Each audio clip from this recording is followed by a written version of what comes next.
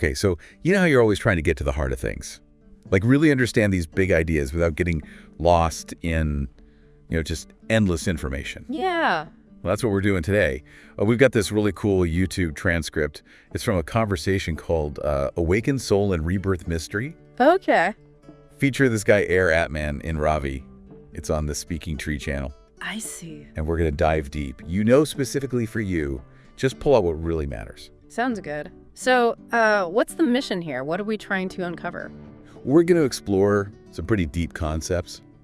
The soul, rebirth, karma, and enlightenment, the whole deal. Okay, yeah. Big stuff. We want to get to the essential insights, clarify anything that seems complex, and maybe, just maybe, we'll reveal a surprising perspective on achieving liberation. Okay. While still living, a full material life. Like, how do you do both? Right. Yeah, that's always the question. That's what everybody wants to know. Exactly.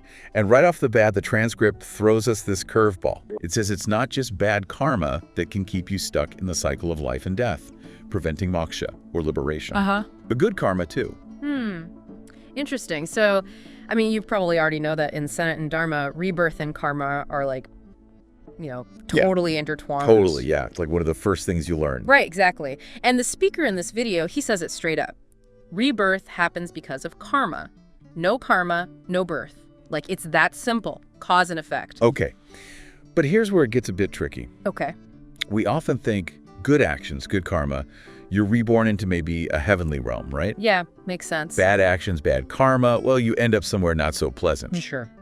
But both paths, even the seemingly good ones, mean you're still trapped in this cycle of birth, death, and suffering. I see. Maybe it's physical suffering, mental, emotional, but suffering nonetheless. Like, think about it, right? Gold chains, iron chains. Yeah, they both bind you. I get it. Exactly. Good and bad karma, they both keep you tethered. True freedom means breaking free from all chains. Gotcha.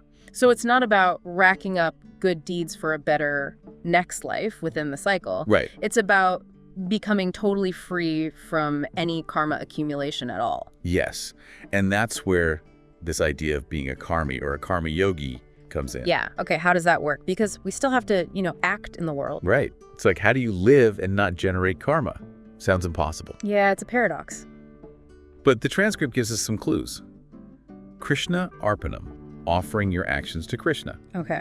It's about detaching from the results. Yeah. And then there's this idea of being a nimit. It's like being an instrument in the hands of a higher power. So you're not attached to the I that's doing it. Exactly. You're not so focused on, I did this and therefore this happened. Less ego. I can see how that could help. But then if it's not about good or bad deeds determining our liberation, then who exactly is carrying this karma, like from one life to the next? That's the big question, right? Yeah, where is it stored? Well, the video makes this really clear distinction, which I think is super helpful. The body, tan, it's just the tool, Right, the vehicle. Actions are driven by the mind, man, all those thoughts and emotions. And then there's the ego, the ahantar, that sense of self. So the body's like a car, mind and ego are the drivers. What about the soul then? Where does it fit in? That's where it gets really interesting. The soul, or Atma, is pure consciousness, pure energy. Okay. The video uses this analogy of electricity powering a TV. Okay, I like that. It's a great way to visualize it. The electricity doesn't care what's on the TV, good show, bad show. It just powers it. Yeah, I see that. And the soul, it's that pure consciousness. It doesn't carry the baggage of karma. Interesting. So if the soul's pure, then what exactly gets reborn? Right, if not the soul. Exactly. Well, the speaker says it's the mind and the ego that go through rebirth, not the soul itself. Okay. The soul is like that constant energy source, like you change the light bulb. But the electricity stays the same. You got it. And the speaker even gives us this cool acronym to remember the soul. SOUL, spark of unique life. Oh, I like that. Each individual soul is unique, like all those different light bulbs. Right. But they're all connected to that main power source, Paramatma, that ultimate reality. Okay, yeah, that makes sense. So this brings us to this idea of awakened souls. What does that even mean? Right. What makes a soul awakened or elevated? Is it like a special kind of soul? Well, the video says the soul, in its essence, is already awakened, always a part of Paramatma. Okay. But the awakening is really the Jivatma, the living being, body, mind, ego, soul, the whole package, realizing its true nature. So it's about recognizing something that's already there. Yeah. It's not about becoming something new. It's about realizing what you truly are. And what is that? How do they describe it? They talk about neti, meaning not this, not that, and tat devamasi, that thou art. That thou art, okay. It's that understanding that you are not your body, not your mind, but the Atma, that pure consciousness. Deep stuff. And it's not just a philosophy, it's about experiencing it directly. Knowing that the essence within you is the same essence as the universe. And they even quote Adi Shamara, Chidananda Rupa Shivoham Shivoham. Whoa! Okay. I am of the nature of consciousness and bliss. I am Shiva. I am Shiva. Powerful stuff. It is. An awakened soul isn't a different kind of soul. It's just one that's realized this truth. I see. Okay. So it's about moving beyond the intellectual understanding. Yeah. To actually experiencing it. Yes. And that leads to a question that I think a lot of people have. How do you reconcile this with our everyday lives? Right. It's great to talk about enlightenment and all that, but I still have to go to work tomorrow. Exactly. Like, how do you balance the material world with the pursuit of enlightenment? Yeah. Where's the bridge? Well, the speaker in the video, they actually talk about their own journey. Yeah. They spent years chasing Moksha, pleasure. Pleasure up here. Wealth, material success, the whole 9 yards. And they achieved it. They were like a big-time business leader. so they had it all. But they still felt this lack of fulfillment. Interesting. So then what? They started seeking tripti, contentment, peace. That makes sense. But even peace wasn't the ultimate goal. There's more. The real realization was that lasting happiness, Sat Chidananda, truth, consciousness, and bliss comes from liberation, mukti. And that comes from self-realization. So you can have pleasure, peace, but still not be truly liberated. That's what they're saying. And the big obstacles, the mind and the ego, all that fear, worry, stress, anger, hate, jealousy, it just keeps us from that inner peace. I can definitely relate to that. The mind can be a real chatterbox. Oh yeah, and they described this moment where they really started questioning everything, looking for the purpose of life. It led to a big awakening back in 2014, and it made them realize how much we're programmed to chase external success. Doctor, engineer, that kind of thing. The classic path.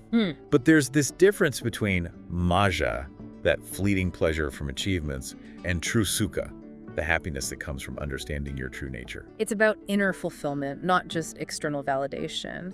Exactly. And they even compare our modern life to the traditional ashramas. The 4 stages of life. Yeah, we're stuck in this learn, earn, burn, return cycle. We learn, we work, we burn ourselves out, and then we're back to square one. Right. It's like we've lost that map that leads us towards spiritual understanding. And that's what the speaker is emphasizing.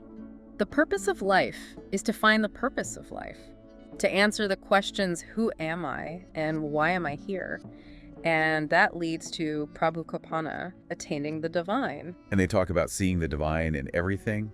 Satyam, Shivam, Sundaram, truth, goodness, and beauty. The beauty we see is a reflection of that divine essence. It's everywhere if we know how to look. But the key is you don't find it just through rituals or practices. It's through self-realization. They tell this story about a man on a train frantically searching for money he already has in his pocket. Oh, I've heard that one. It's a perfect analogy. The divine is often right there within us, but we're looking everywhere else. So we're back to this idea of karma being attached to the soul, which, as we've heard, is not the case. Yeah, the speaker is pretty clear about that. The soul is pure power, pure consciousness. It doesn't hold on to karma. So where does the karma come from then, if it's not the soul? There are 2 types of karma at play. Prarabdha karma, that's the karma from past lives, like the starting point for this life. Okay, our karmic blueprint. And then there's agami karma, the actions we take in this life, which shape our future. So past and present karma kind of weave together to create our experiences. Exactly. And when we die, the Katha Upanishad says there are 2 possibilities. Reincarnation, back into the cycle, driven by that unresolved karma of the mind and ego, or realization, oneness with the divine, recognizing that the Atma is immortal and free from karma. Ah, I see. So those are the 2 paths. And the speaker acknowledges it's tough to navigate all this, especially in the Kali Yuga, with all the distractions and materialism. It's hard to focus on the inner journey when there's so much going on outside. Right. And even with all the spiritual stuff online, it can be overwhelming. Yeah, information overload. But they emphasize the importance of a true guru, someone who's already walked the path, like having a GPS. You need the right guidance to get where you want to go. That makes sense. And social media can be helpful, but also a huge distraction. Totally. And amidst all this, they offer this simple guideline: be happy. Be happy. But it's deeper than it sounds. Okay, how so? Pleasure is just the first P. Then comes peace.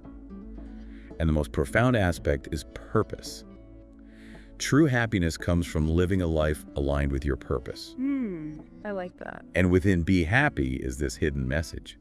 Bring back consciousness, eliminate the mind, the negative aspects, and enliven the ego in a healthy way. Have enthusiasm, accept and surrender to the divine will, cultivate pleasure mindfully, seek inner peace, live with purpose, and strive for a yogi-like lifestyle. So it's like a whole roadmap within those two words. Exactly.